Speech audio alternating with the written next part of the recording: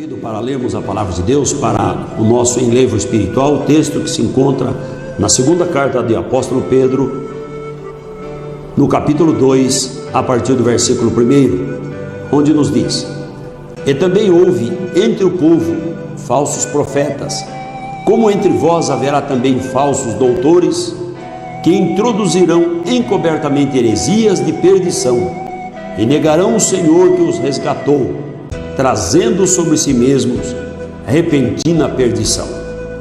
E muitos seguirão as suas dissoluções, pelas quais será blasfemado o caminho da verdade. E por avareza farão de vós negócio, com palavras fingidas, sobre os quais, já de largo tempo, não será tardia a sentença, e a sua perdição não dormita. Porque se Deus não perdoou aos anjos que pecaram, mas havendo-os lançado no inferno, os entregou às cadeias da escuridão, ficando reservados para o juízo. E não perdoou o mundo antigo, mas guardou a Noé, pregoeiro da justiça, com mais 7 pessoas, ao trazer o dilúvio sobre o mundo dos ímpios, e condenou a subversão a cidades Sodoma e Gomorra, reduzindo-as a cinza, pondo-as para exemplo aos que vivessem impiamente. E livrou o justo Ló, enfadado da vida dissoluta dos homens abomináveis, porque este justo, habitando entre eles, afligia todos os dias a sua alma justa, pelo que via e ouvia sobre suas obras injustas. Assim sabe o Senhor livrar da tentação os piedosos e reservar os injustos para o dia de juízo, para serem castigados. Amém. Prezado irmão e amigo, o apóstolo Pedro nos traz o exemplo de acontecimentos quando havia no mundo muito pecado, e o pecado foi crescendo, chegou diante de Deus num volume tal que Deus se aborreceu com o mundo, tomou a decisão de destruir o mundo, mas encontrou em Noé uma pessoa temente e voltada para ele. E a palavra de Deus diz que Deus não faz nada sem revelar antes os seus segredos aos seus servos e aos profetas. E revelou a Noé, dizendo que iria aniquilar aquele mundo daquela época, e que ele preparasse a embarcação, porque viria águas, os céus se abririam e águas seriam derramadas.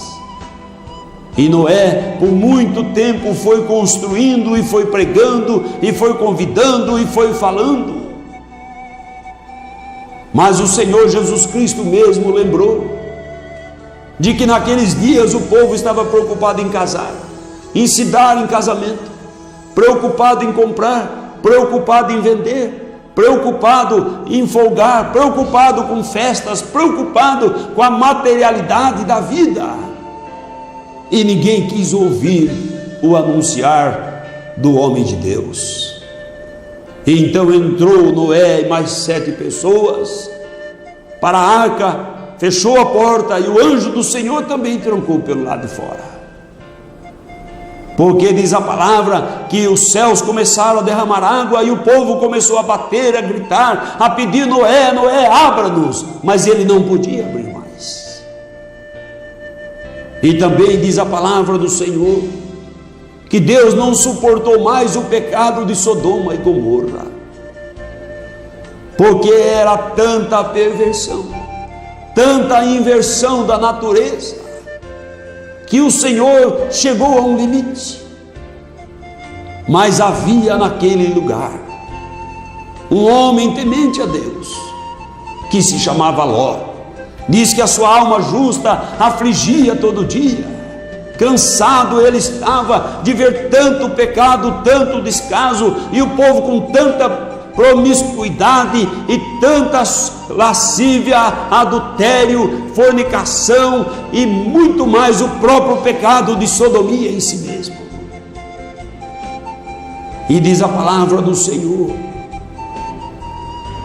que de repente 2 anjos do Senhor chegaram naquele lugar para tirar Ló e sua família dali, porque aquele lugar seria destruído com fogo do céu.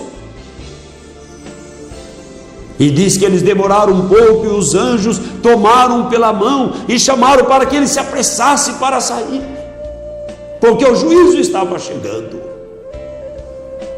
É interessante o que temos olhado, o que temos visto, o que temos vivido neste século 21. Não é aqui na nossa cidade, não é em nosso estado ou em nosso país, é em nosso planeta. Todas as leis que facilitam o pecado e que querem proibir o povo de Deus de anunciar a palavra do Senhor, dizendo que está fazendo uma distinção, ou fazendo um julgamento, ou até fazendo acepção de pessoas, ou desconsiderando alguma pessoa em si mesma. E há aqueles que defendem o pecado, o absurdo do pecado da sodomia, dizendo que é amor e que Deus é amor.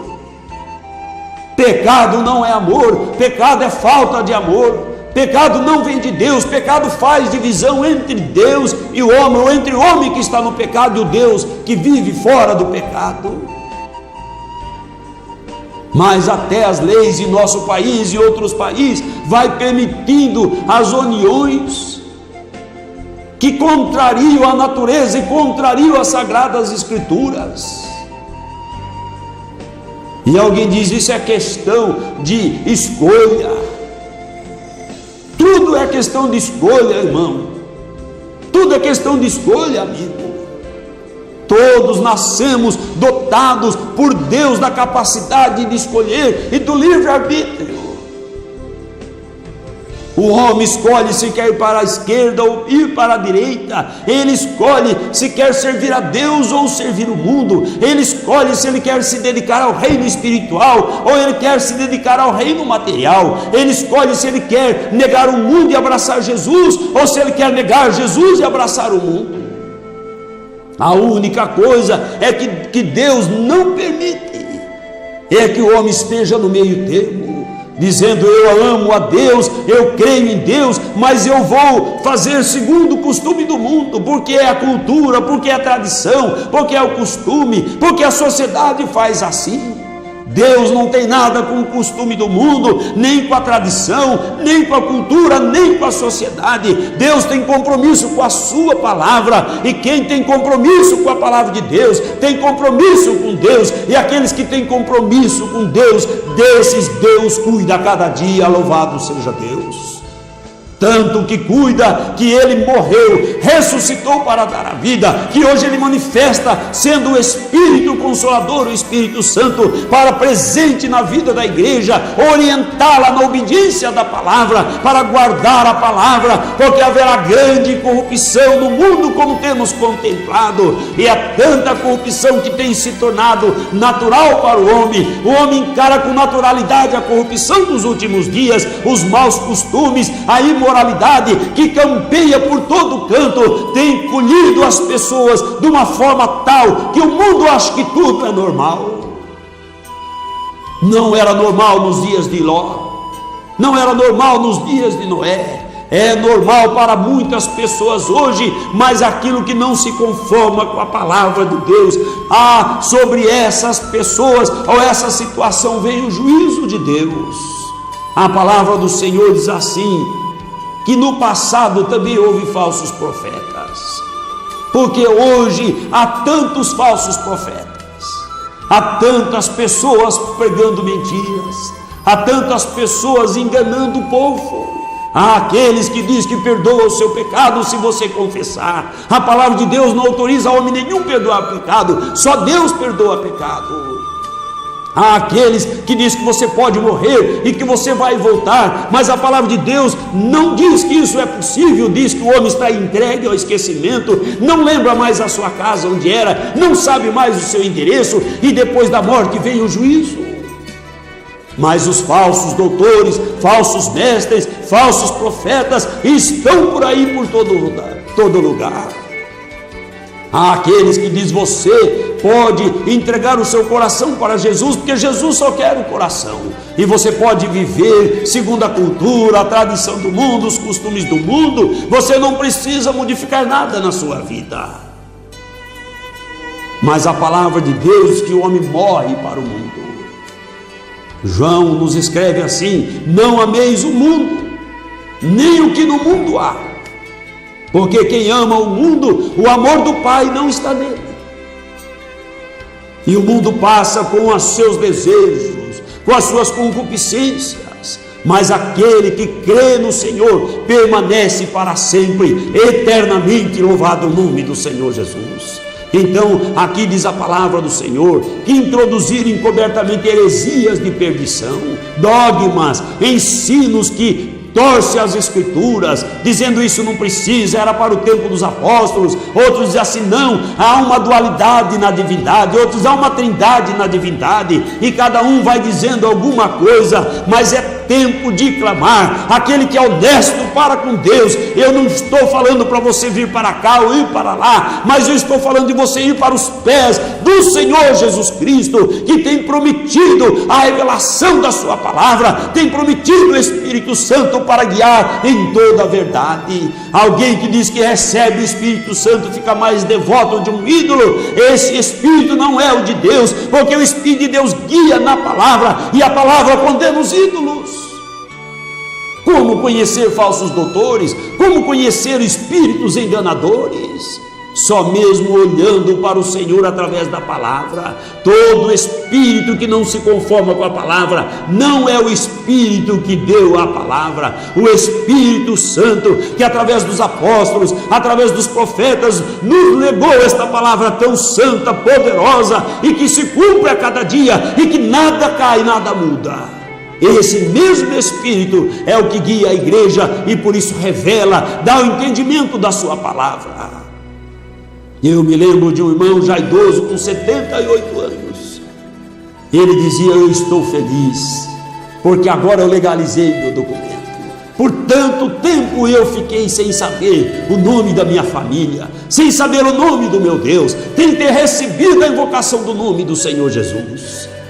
Mas ele diz que lá atrás, há mais de 30 anos, antes dele receber o nome de Jesus, quando alguém me falou do batismo, ele disse: irmão, espera em Deus. Se aqui está escrito assim, aqui está escrito assim, é a palavra de Deus. Vamos orar que Deus vai mostrar. E depois de cerca de 30 anos, um pouco mais, o Senhor abriu a sua mente e ele compreendeu as Escrituras. É o que Deus está fazendo com o seu povo, abrindo a mente para a pessoa compreender as Escrituras, mas isso aquele que busca o Senhor em verdade. E eu lhe convido: volte-se para o Senhor, clame o Senhor, busque dele, examine as Escrituras. A palavra de Deus é a que traz a vida eterna. Nela está contida a vida eterna, e nós devemos estar examinando a cada dia, conferindo uma coisa com outra coisa na palavra, para ver o fundamento da igreja do Senhor Jesus Cristo e a sua caminhada na terra. Eles assim introduzirão encobertamente. É isso, amado, é encoberto, é de maneira sutil. Essas sutilezas é que tem feito tanto mal para a humanidade. Cuidado com as sutilezas, porque a mesma sutileza Satanás usou para enganar Eva. Olha, Eva, foi assim que Deus disse, foi. Mas não é bem assim, é porque assim fizer assim. É o que o inimigo tem feito hoje.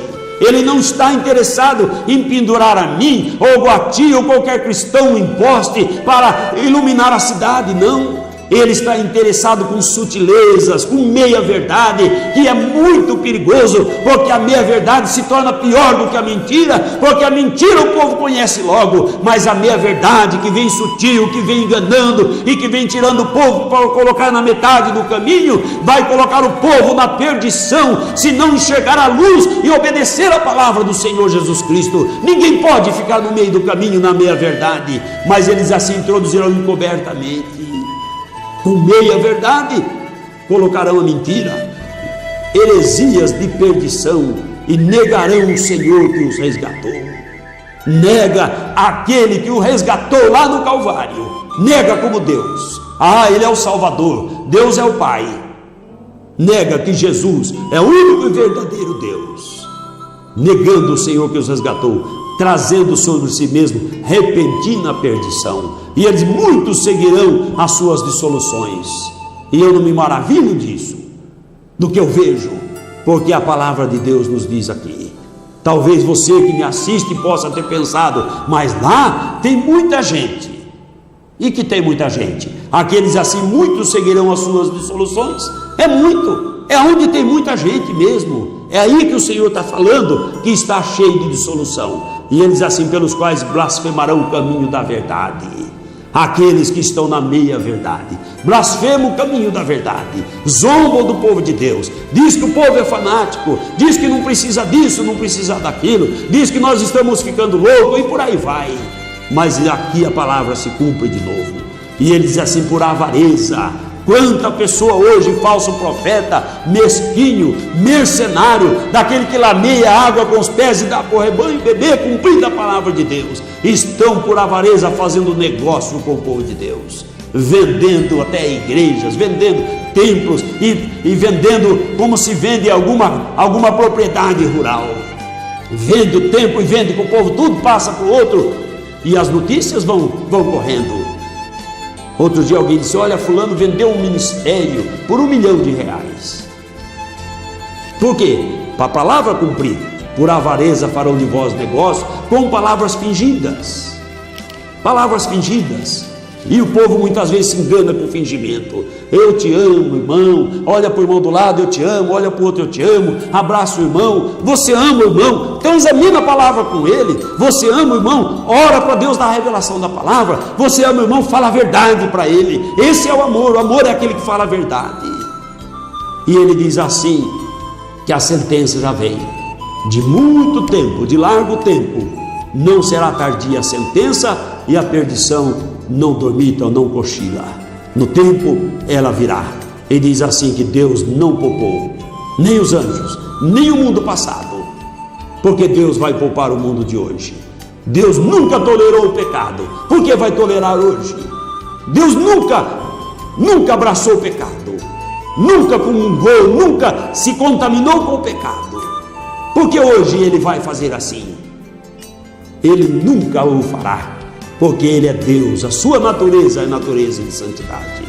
Então o homem é que tem que se livrar do pecado para poder morar com Deus. E para se livrar do pecado, Deus desceu à terra, tomando a forma humana, e foi até a cruz, e em morte sangrenta na cruz, derramando o seu sangue, Ele pagou o preço por toda a humanidade, para que todo aquele que nele crê não pereça, mas tenha a vida eterna. Todo aquele que vem a Ele seja abraçado por Ele, lavado os seus pecados nesse sangue purificador, e invocando o nome desse que morreu na cruz, morrendo com Ele na cruz, descendo as águas do batismo, é como entrar na sepultura com Ele, e sair das águas do batismo é como sair da sepultura com Ele, na sua ressurreição, para viver uma vida de novidade ou uma vida nova em Cristo Jesus nosso Senhor. Deus vem buscar um povo seu, especial, zeloso de boas obras. Que você, amigo, que você, irmão, esteja inserido nesse contexto glorioso de Deus, num povo de Deus, que entregou a vida para o Senhor Jesus Cristo, que reconhece o alto preço que Ele pagou,